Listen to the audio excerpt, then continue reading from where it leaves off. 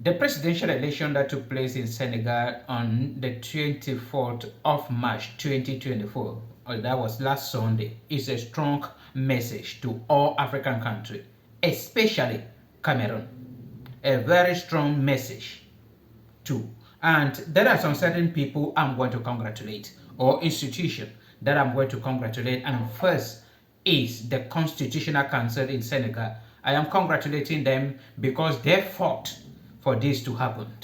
That is truly an independent institution in Senegal. And then I'm congratulating them for the battle they fought, because the president of Senegal, the outgoing president, Macky Sall, was struggling to postpone the election twice, but the Constitutional Council refused.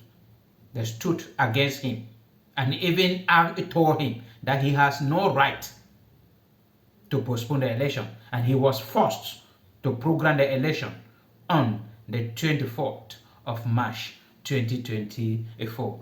I am congratulating the Constitutional Council. I am also congratulating the people of Senegal. They stood without looking at the ruling party, but hold on to who will take them to the right direction. This is the kind of democracy we want in Cameroon.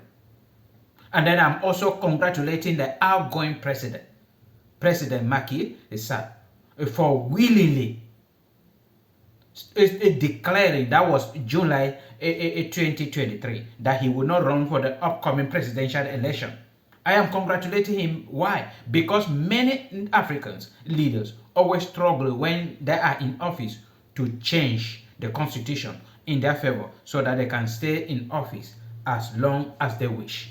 And Macky Sall refused and decided to go after serving 2 terms in office. I'm congratulating. And I am also congratulating Bassirou Faye, the president-elect, 44 years old, young and vibrant man. And then I'm wishing him all the best. And this is the message that this election is sending to Cameroon. If you look at Cameroon, you discover that Cameroon have been governed as a one-party system since 1960 up to date. There are 368 opposition parties in Cameroon, but only one party has been in power, the CPDM. Up to date. They have changed the constitution in their favor numerous times, and President Paul Biya has been in power for 41 years. Why? Because there are weak institutions in Cameroon, like the Election Cameroon, ELECAM, and the Constitutional Council.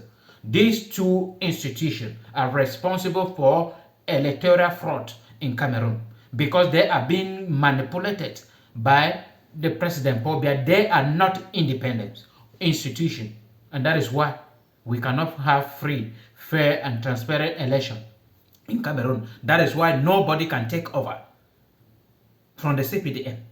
They have their ways, they have their manipulation. President Paul Biya is the one fixing date for election. He is the one signing and approving all polling stations. And he is the one appointing members of a constitutional council. And he has the power to dismiss them at any time. The same with Election Cameroon, ELECAM. He has the power to dismiss them and appoint new one. And when election is always approaching, he always do his manipulation.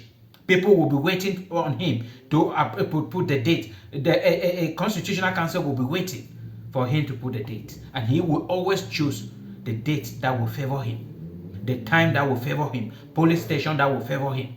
So what can bring that kind of change in Cameroon? If we can have strong institution, independent institution, where ELECAM and Constitutional Council membership will be the responsibility of all the 369 political parties in Cameroon, that they will sit together and look for a neutral person, that this person will be the Director General of ELECAM, the Director General of Constitutional Council, and no individual party or individual person will have the power to dismiss them.